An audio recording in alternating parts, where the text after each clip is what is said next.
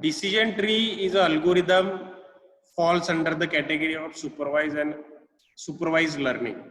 So all of you know, if you are saying that algorithm is falls under the category of supervised learning, means there are, again, in supervised learning there are two methods, or sorry, two techniques, that is regression and classification. Then this algorithm is used for both regression as well as classification problems. Yeah. So suppose this is your database for today's decision tree lecture. We are assuming this your database, and by using a decision tree algorithm, what this database is about, whether to play tennis, yes or no, depending on these weather conditions, you need to decide. Just like day is nothing but your serial number, you can consider that is not the part of your, suppose, database, it is just a serial number. So there are total 5 columns, out of which first 4 columns are nothing but the input, and last column is nothing but your output. Or this is your 4, you can say first 4 columns are nothing but the features. In machine learning we will call those as a features, and this is your output. Yes, so if you observe this, this is the database for classification, because here at the output level there are like a classes, yes or no, okay. Means there is a like categories, not a continuous value. So that's why this problem is under the classification technique, and this is not the problem of regression technique. Okay, so here we cannot apply a regression, but we will definitely apply a classification, because this is a classification database. So what will be the output of your decision tree? Yes, last time I told you that the output will be nothing but one decision tree which is having a nodes. Okay, suppose these are the nodes of that particular decision tree.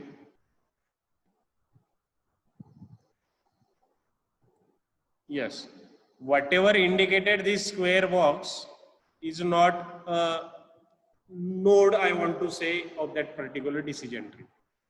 Whatever these blue box are there, so just like sunny, overcast, rain, so these are the not your, suppose, nodes of that particular decision tree. Okay, so whatever circle, red circle I have drawn, so all those are your nodes of the decision tree.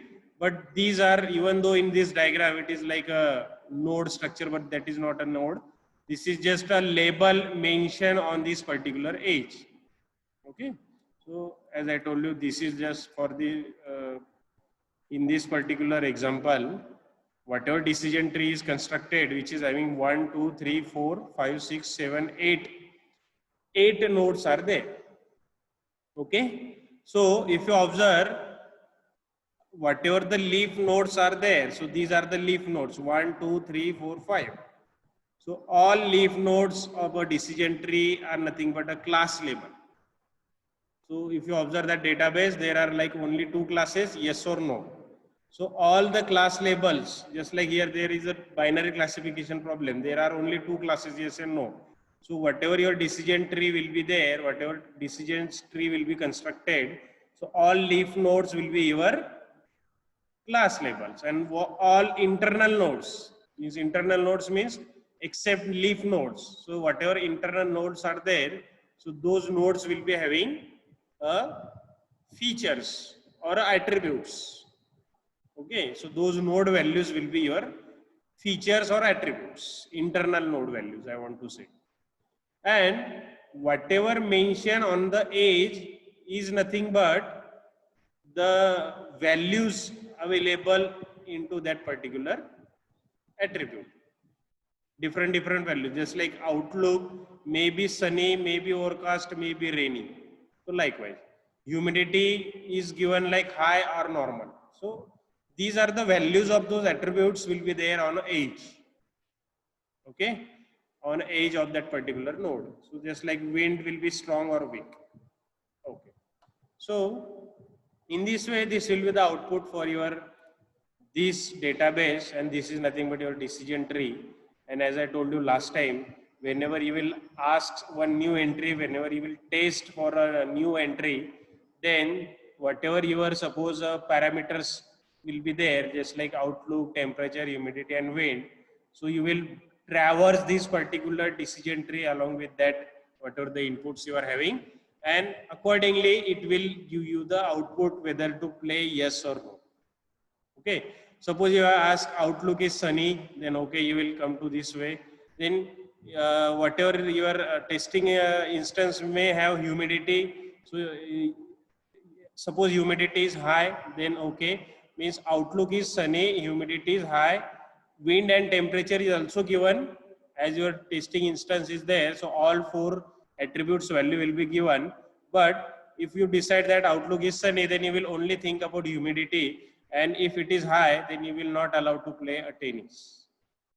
Likewise, this decision tree will help to predict some class for that particular testing instance. Okay. So as I told you, here internal nodes are nothing but the features or attributes, and leaf nodes are nothing but the class labels. So which algorithm, which attribute should be there at a root node? Which attribute should be there at a leaf, internal nodes of a tree? So that all is decided by a decision tree algorithm. Okay. So we'll see now. We'll see actual working of that decision tree on this current database. So as I told you last time also, there are different algorithms are there which are used to construct a decision tree. Like first algorithm is ID3, which is invented in 1986. So this is a basic algorithm to implement a decision tree. Then its successor algorithm is the C4.5, that is also used to construct a decision tree. Then next algorithm is CART, classification and regression tree, which is also used to construct a decision tree. So various algorithms are there. Those are used for constructing a decision tree, and whatever your decision tree will constructed, then you will predict anything depending on that decision tree. So basic algorithm is ID3 algorithm. So we will see how ID3 algorithm will work to construct this decision tree. Okay, what is the math behind that particular constructing a decision tree? So also as last time I told you कि आपको जो भी root node, internal node कौन सा रखना है, जैसे in this case root node is outlook attribute is your root node. Then suppose temperature is nothing mentioned in this decision tree, means temperature is just we have neglected while constructing a decision tree. Only humidity and wind, these two attributes we have considered in this particular decision tree. So this is the output of decision tree using ID3 algorithm. So temperature we have neglected. So all these decisions means which node should be, which attribute should be there in root node, which attribute should be there in internal node. So all is decided by some statistical method. Some calculations are there. Depending on that, we will decide कि root node में क्या होना चाहिए, humidity, internal node में कौन से attributes होने चाहिए. Okay. To start with this, so you first concentrate on entropy formula. So there are two statistical methods, two you can say a statistical technique that by using that you need to decide the nodes of a decision tree. So first statistical method is entropy. Okay, so entropy. So formula is entropy, or it is also called as expected information. The formula is like this: entropy is equal to minus summation of I is equal to 1 to m pi log pi. Okay, here logarithm is having base 2. Okay, so this is your formula for calculating the entropy. And next you have to focus on a gain, information gain I want to say. Okay, so the gain formula internally uses the entropy formula. Okay, so gain of that particular attribute is nothing but the information of that particular D minus information of A given D. What is this? All these things I will explain one by one by considering each attribute at a time. But what you have to remember just now, there are two statistical methods. First is entropy or expected information, you can call. The formula is minus pi log pi, summation I equal to 1 to m. Okay, so entropy formula is pi log pi, where pi is probability, and gain formula is this, something entropy minus entropy.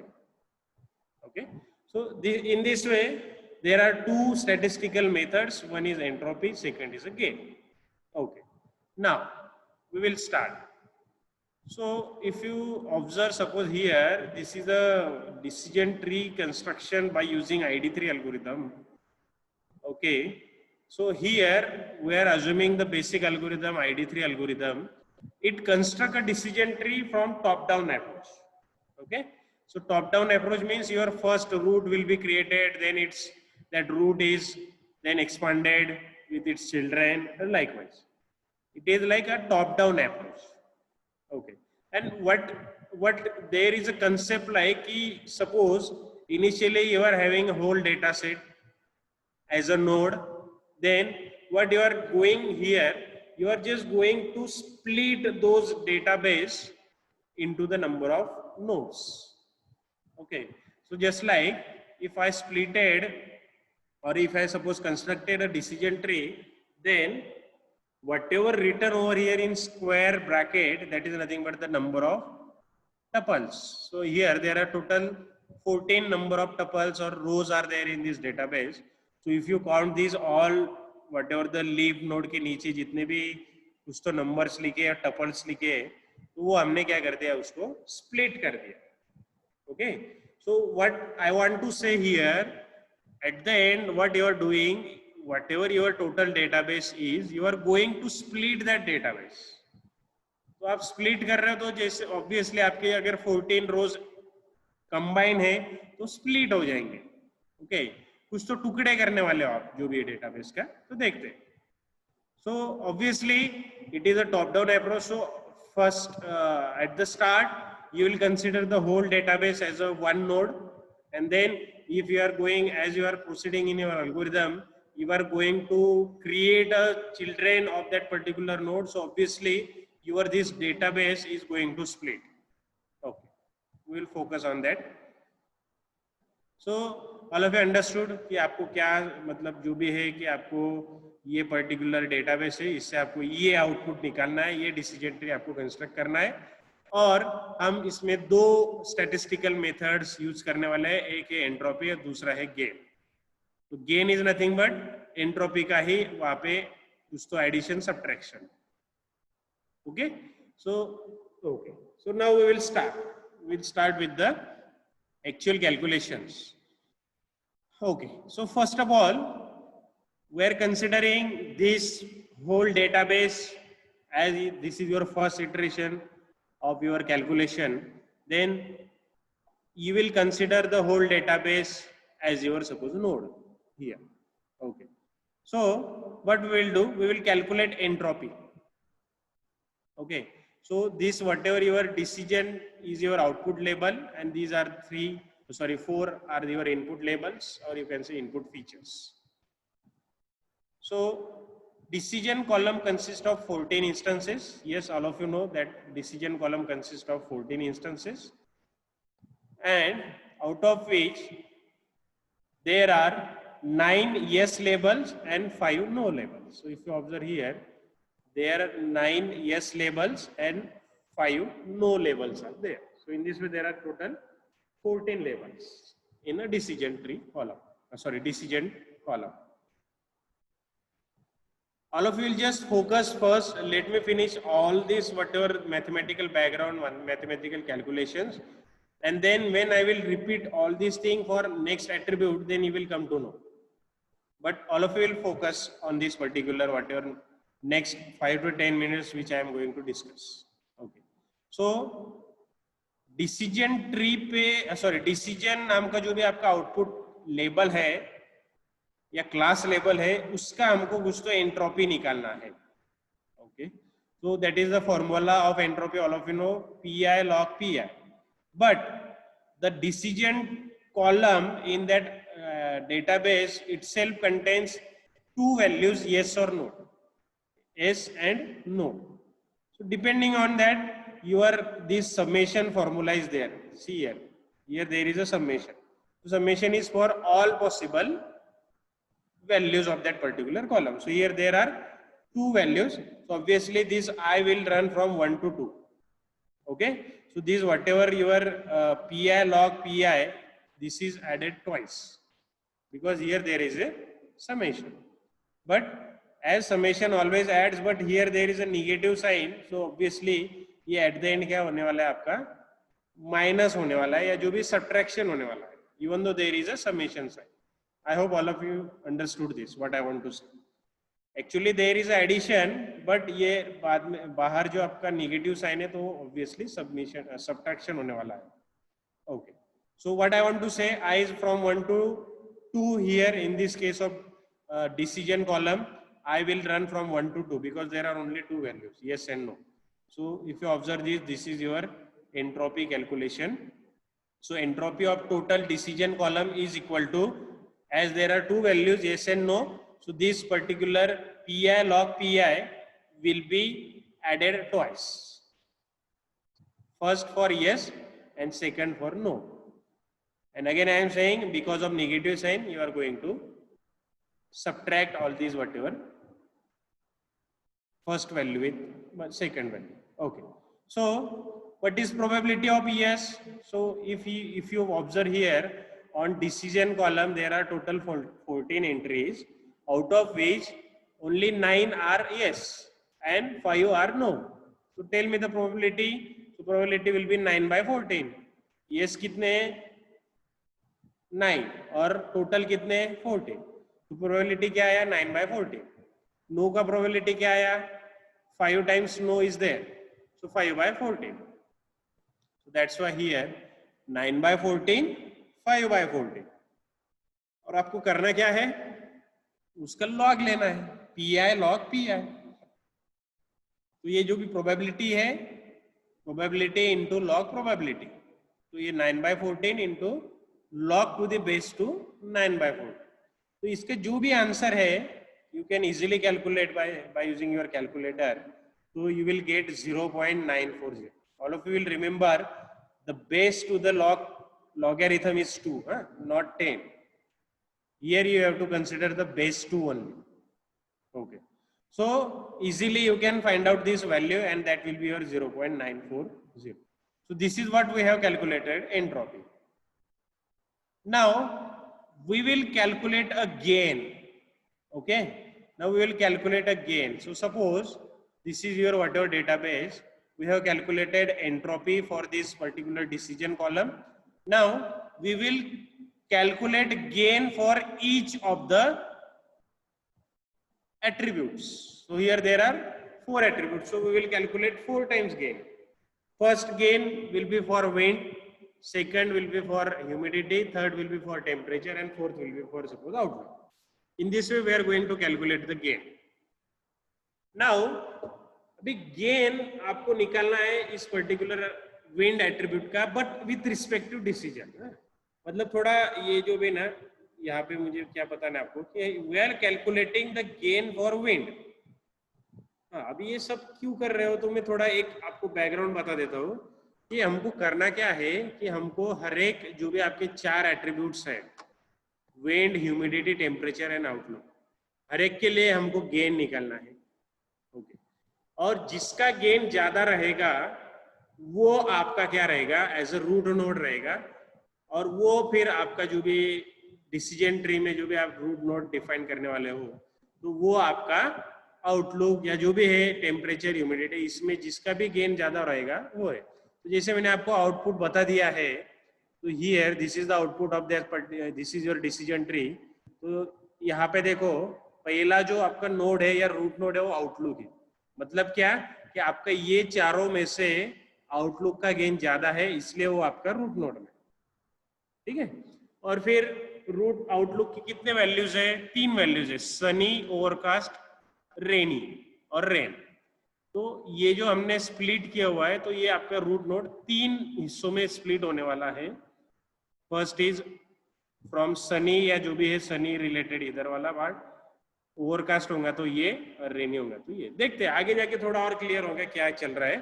But what I want to say, you are going to first calculate the information gain for all 4 attributes, और जिसका gain ज्यादा रहेगा वो हम as a root node यहाँ पे split करेंगे। Okay, सो ये हम अभी जैसे मैंने आपको बताया कि आपको गेन कैलकुलेट करना है, तो गेन के फॉर्मूले में आपने देखा है कि there is a entropy, so that's why we required entropy. तो इसलिए हमने एंट्रोपी निकाल लिया पहले, ये जो भी लास्ट वाला कॉलम था डिसीजन। अभी हमको विंड फैक्टर ऑन डिसीजन, या what is this, we have to calculate the gain of wind with respect to decision. तो हमको गेन निकालना है विंड का with respect to decision, so that is indicated like this. So this is the formula, formula is this like this, gain of wind with respect to decision is equal to entropy of decision, D for decision, minus summation of probability of D given wind given decision into entropy of wind given decision. Okay, मतलब क्या हो रहा है देखते थोड़ा समझ लेते हैं, लेट मी फिनिश दिस। फिर wind attribute is also having a 2 values, weak and strong. Wind attribute is also having 2 values, weak and strong. तो ये जो भी आपका कैलकुलेशंस है, देखो ये गेन ऑफ विंड जो आप निकाल रहे हो विथ रिस्पेक्ट टू डिसीजन, तो यहाँ पे जो सबमिशन है ये आपका दो टाइम चलेगा। मतलब ये जो भी फॉर्मूला है, ये जो भी है probability into entropy of that particular D divided और D entropy of wind with respect to decision, ये हम वीक के लिए भी और स्ट्रॉन्ग के लिए भी निकालेंगे। ये हमने अभी जस्ट निकाल के रखा है, see this is that entropy of decision. We have ready with this value, we need to calculate this 2 values for weak as well as strong. तो देखो फिर कैसे निकला है। फिर इसलिए ये जो इंटरनली ये जो फॉर्मूला है for gain is splitted like this, as there are 2 values or 2 labels for wind attribute, so that's why here the gain of gain of wind with respect to decision is equal to entropy of D minus probability of wind equal to weak given decision into entropy of wind equal to weak given decision minus probability of wind equal to strong with respect to decision into entropy of wind equal to strong with respect to decision. जैसे मैंने आपको just बोला कि हमने ये just यहाँ पे calculate करके रखा है 0.940, हमको ये पार्ट कैलकुलेट करना है, बट इसमें भी there are 2 values for wind weak and strong. तो इसलिए विंड एक बार वीक होते हुए आपने ये पर्टिकुलर चीज निकाला, और एक बार विंड स्ट्रॉन्ग होते हुए आपको ये एक पर्टिकुलर चीज निकालना है। सी okay, this is we will need to calculate twice, for first for weak wind and for strong wind, and then ये जो भी है ये सब values आपको मिल गए, then you will get the gain values of wind, okay. So in this way we will calculate the gain for wind with respect to decision. okay, तो फिर निकालते हैं। फिर अभी फर्स्ट हम निकालते हैं ये पर्टिकुलर पार्ट, मतलब we will consider wind equal to weak, और ये चीज हम निकालेंगे। वो कैसे, तो देखो हम क्या करते हैं, जो आपका पूरा डेटाबेस है, डेटाबेस में सिर्फ विंड वीक जो भी है वो टपल्स हम सिलेक्ट करेंगे सिर्फ। तो जस्ट लाइक ये हमारा वो डेटाबेस शॉर्ट हो गया जिसमें विंड आपका क्या है, वीक है। ओके, फिर ये जो भी डेटाबेस है उसमें डिसीजन है जिसमें यस और नो रहेंगे विंड वीक के लिए। Again we will repeat that same thing, we will calculate now entropy, जैसे हमने डिसीजन का निकाला था yes no जो भी 14 इंस्टेंसेस थे, तो यहाँ पे भी हमको वही निकालना है, एंट्रोपी निकालना है for wind equal to weak. जैसे हमने यहाँ पे फॉर्मूला लगाया ना, देखो ये एंट्रोपी ऑन डिसीजन ये निकाला आपने, जो प्रोबेबिलिटी इनटू लॉग प्रोबेबिलिटी। तो ये पे 9/14 था एक प्रोबेबिलिटी यस का, और नो का प्रोबेबिलिटी था 5/14। जिससे ये एंट्रोपी ऑन डिसीजन कॉलम पे निकाला, वैसे हमको एंट्रोपी अभी ये डिसीजन कॉलम पे निकालना है। बट यहाँ पे एंट्रोपी किसका मिलेगा, ये मिलेगा entropy of wind is equal to weak on decision और with respect to decision. Okay, तो सेम है। फिर यहाँ पे भी हम एस का प्रोबेबिलिटी देखेंगे, तो एस कितने टाइम्स आ रहा है, तो yes is there for 6 times out of 8 times, तो उसका प्रोबेबिलिटी आएगा 6/8 इंटू लॉग 2 6/8। एंड नो कितनी बार आ रहा है, 2 बार, तो उसका प्रोबेबिलिटी 2/8 इंटू लॉग 2 2/8, तो ये आपको मिला 0.811।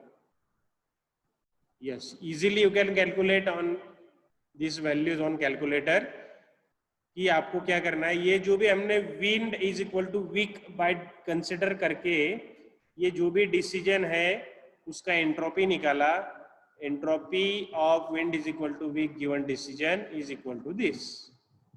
Similarly we will find out entropy for wind is equal to strong.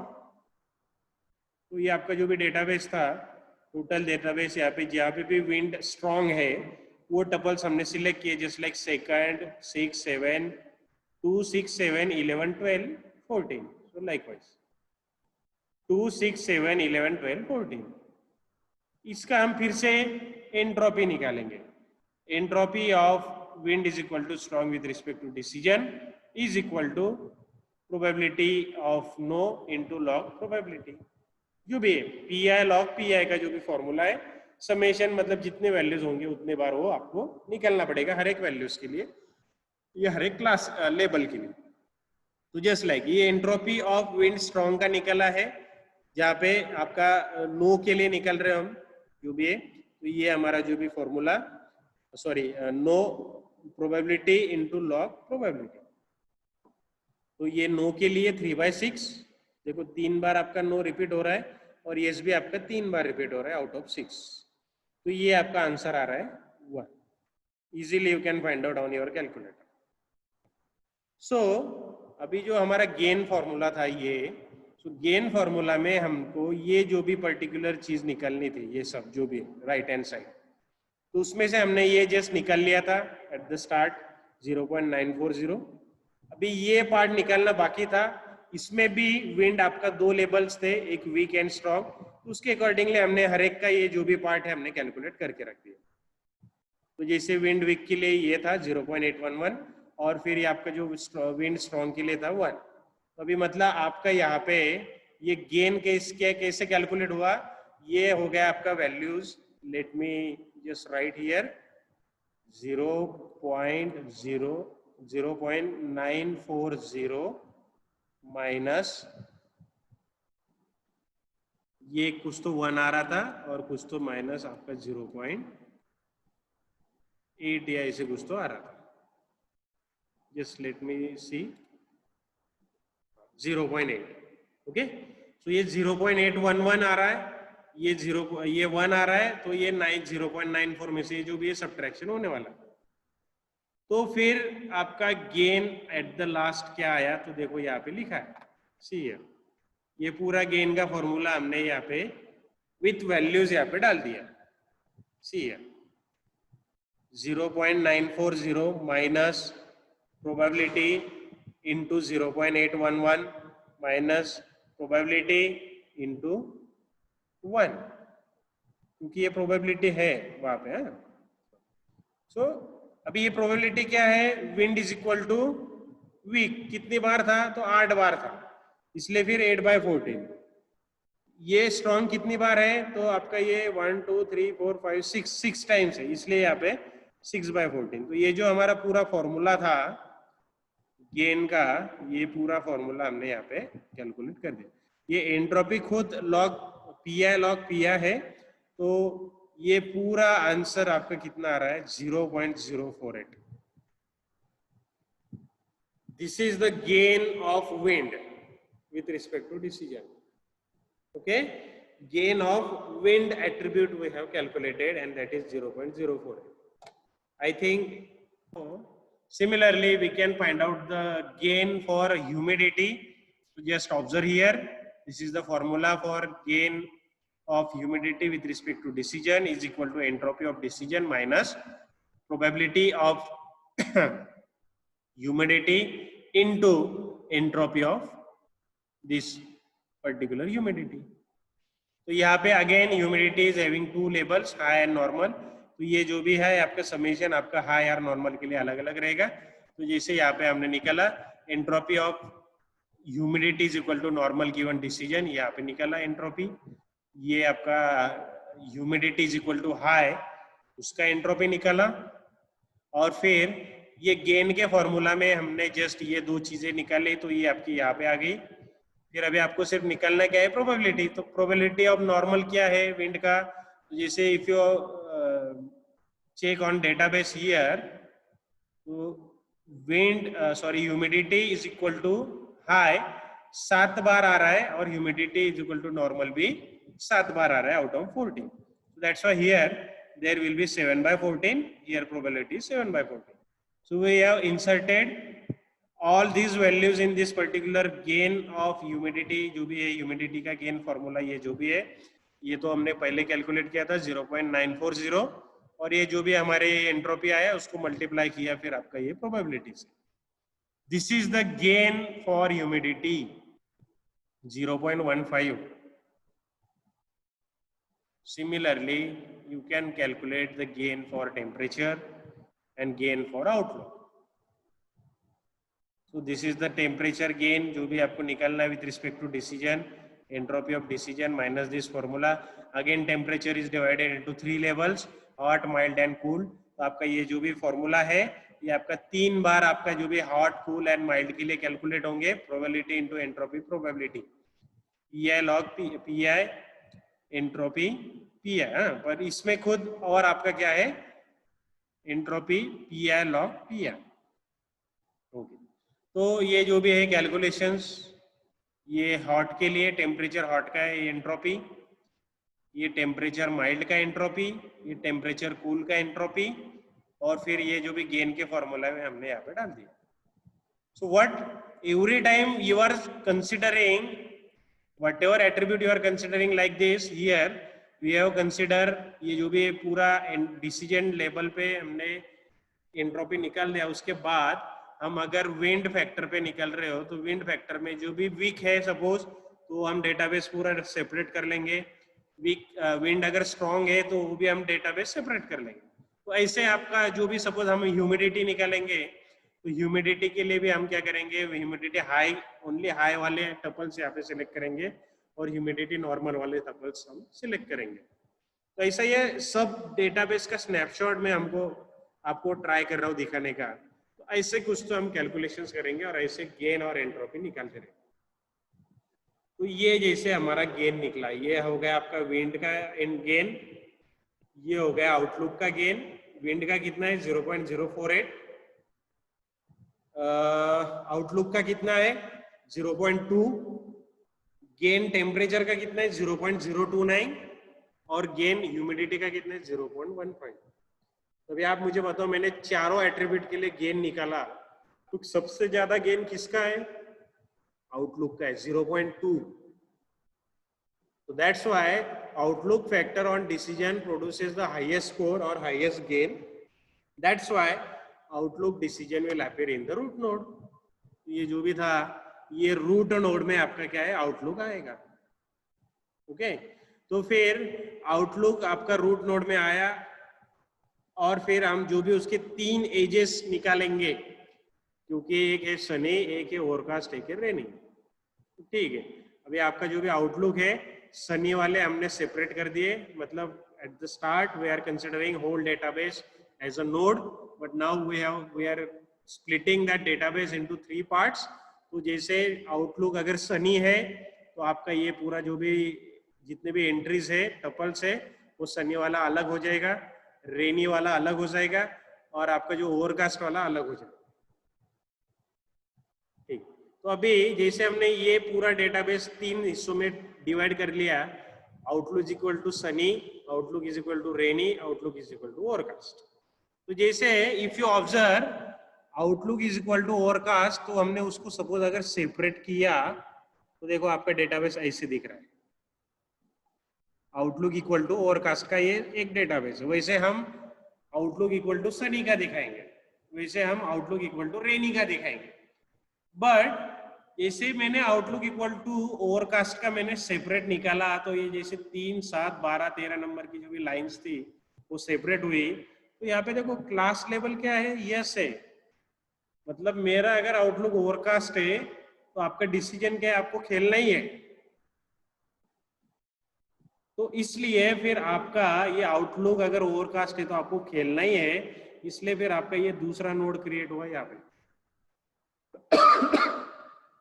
Okay, क्यों? क्योंकि अगर आउटलुक मेरा ओवरकास्ट है तो हम टेम्परेचर कुछ भी हो, ह्यूमिडिटी कुछ भी हो, विंड स्ट्रांग हो या वीक हो, हमको तो खेलना है। इसलिए डिसीजन ट्री में अभी एक फाइनल हो गया कि आउटलुक अगर ओवरकास्ट है तो हमको क्या करना है, खेलना ही है, टेनिस खेलना ही है। Yes, so decision will always be yes if outlook is overcast. तो सिमिलरली अभी सनी आउटलुक के लिए ये मेरा डेटाबेस है, मतलब आपका जो डिसीजन ट्री है वो थोड़ा ऐसे कंस्ट्रक्ट हो गया। अब हम क्या करेंगे, जो सेम प्रोसीजर हमने एट द स्टार्ट फॉलो किया था, मतलब पूरा डेटाबेस हमने कंसिडर किया, उसमें एंट्रोपी निकाला और हर एक एट्रीब्यूट का गेन निकाला।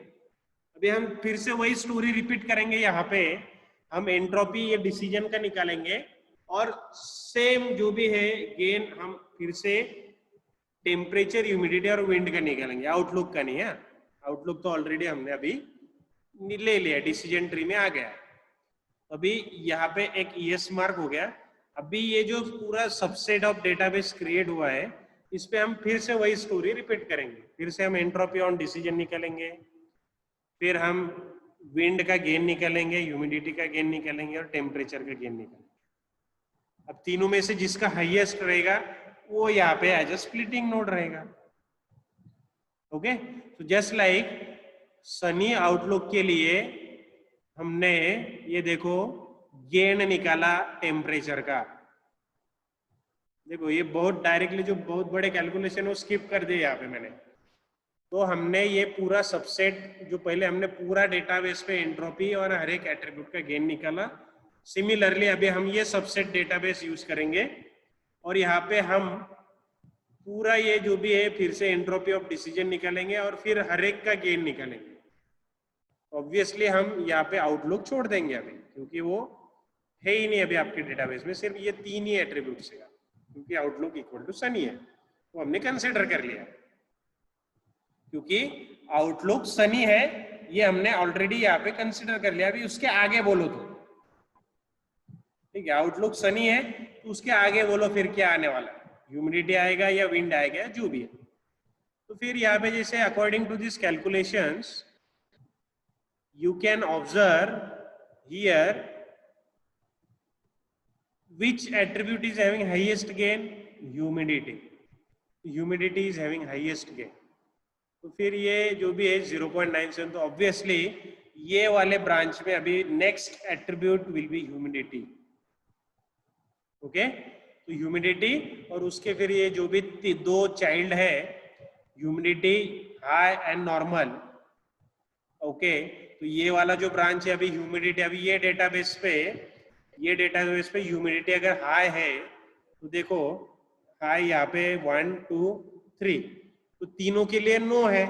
सी हियर ह्यूमिडिटी हाई, तीनों के लिए नो है, मतलब फिर से यहाँ पे आपका directly you can mark no. और ह्यूमिडिटी जब नॉर्मल है तब क्या है आपका, यस। तो इसलिए फिर यहाँ पे आपका नेक्स्ट ह्यूमिडिटी अगर नॉर्मल है तो directly without any calculation gain entropy कुछ नहीं निकालना है, डायरेक्टली हम यहाँ पे यस मार्क करना है। जैसे हमने outlook is equal to overcast को यस कर दिया था, सिमिलरली यहाँ पे ह्यूमिडिटी हाई अगर है तो नो, ह्यूमिडिटी अगर नॉर्मल है तो आपका यस। और कैसे है, तो हमने फिर से ये डेटाबेस को क्या किया, स्प्लिट किया ह्यूमिडिटी के अकॉर्डिंगली। तो देखो ये ऐसे निकला। अभी यहाँ पे आपका जो भी है कि ह्यूमिडिटी आपका हाई है तो नो है, मतलब देखो आप यहाँ पे भी इससे पता लगा सकते हो, आउटलुक सनी, सब सनी है, ह्यूमिडिटी सब हाई है, तो फिर आपको क्या करना है, नहीं खेलने को जाना नहीं है, there is a no decision. अगर आउटलुक सनी है और ह्यूमिडिटी नॉर्मल है तो आपको खेलना है, yes. So in this way your decision tree is constructed like this, जैसे आउटलुक, फिर ये ह्यूमिडिटी और फिर ये नो यस यस। फिर रेनी वाला पार्ट देखते हैं। तो ये आपका जो भी था रेनी वाला डेटाबेस हमने पूरा सेपरेट किया। Again we are considering this subset database and again we will calculate the decision entropy on decision, then entropy of अभी क्या निकल हो गया, विंड एंड टेम्परेचर ओनली, क्योंकि ह्यूमिडिटी और आउटलुक ऑलरेडी हमने डेटाबेस में या सॉरी डिसीजन ट्री में आ गए। अभी सिर्फ हम जो भी एंट्रोपी और गेन निकलेंगे तो ये दो एट्रीब्यूट का निकलेंगे, आइदर विंड और टेम्परेचर। तो इफ यू ऑब्जर्व हियर, तो आपके यहाँ पे जो भी है टेम्परेचर, ह्यूमिडिटी, विंड, ये तीनों का सपोज यहाँ पे निकला है उन्होंने, तो उसके अकॉर्डिंगली गेन किसका है, तो यहाँ पे सपोज मैंने दिखाया नहीं है। तो जैसे हमारा ये डिसीजन ट्री फाइनल हुआ है तो हमने यहाँ पे विंड कंसिडर किया है, ऑब्वियसली यहाँ पे आपका विंड के लिए गेन ज्यादा मिलता है। ओके, विंड के लिए ज्यादा मिलता है, इसलिए फिर आपका ये विंड, और फिर उसमें भी स्ट्रांग है और वीक है, तो क्या होगा, तो ये आप यहाँ पे सेपरेट करके देख सकते हैं। तो इन दिस वे ये आपका टोटल डिसीजन ट्री कंस्ट्रक्टेड। पहले आउटलुक कैसे लिया, क्यों लिया, रूट में क्यों लिया, वो मैंने बता दिया। फिर एक बार मैंने वो पूरा डेटाबेस में, means for the calculating the root node I am considering the whole database, then for calculating this part of you can say the decision tree I am considering outlook is equal to sunny, और फिर वही database पे sub part of that database I am work on that, और उसमें फिर मैंने entropy gain निकाला और फिर उसमें मैंने ह्यूमिडिटी फाइनल की। फिर मैंने ये वाले पार्ट के लिए जो मेरा टोटल डेटाबेस था उसमें से आउटलुक रेनी कंसिडर करके जो सब पार्ट क्रिएट हुआ उस पे मैंने जो भी एंट्रोपी गेन निकाला और उसके अकॉर्डिंगली मैंने विंड ऐसे फाइनल की। सो इन दिस वे आपके जो टोटल 14 इंस्टेंसेस थे वो जैसे देखो, outlook is equal to overcast, या outlook is equal to overcast. तो जैसे यहाँ पे एस मिल रहा है ना, outlook is equal to overcast, तो सबके लिए एस मिल रहा है। तो वो रोज कौन सी है, 3, 7, 12, 13, तो इसलिए ये डिसीजन ट्री में यहाँ पे 3, 7, 12, 13 आया। ठीक है, जब मैंने ये पूरा अप्लाई करने के बाद विंड वीक एंड स्ट्रॉन्ग है, देखो विंड वीक स्ट्रॉन्ग में देखो विंड वीक ये क्या आ रहा है आपका 4, 5, 10, तो सी आपका देखो 4, 5, 10 विंड वीक के लिए। तो इन this way at the start I am considering the all 14 database or 14 entries as a one database, but gradually I am splitting that database into subparts, and then I have splitted like this कि ये node के नीचे आपके ये 3, 7, 12, 13 है, ये आपके यहाँ पे 1 to 8 टपल्स है, यहाँ पे 9, 11 है, यहाँ पे 6, 14 है, यहाँ पे 4, 5, 10 है। So in this way, this is the decision tree constructed by using ID3 algorithm.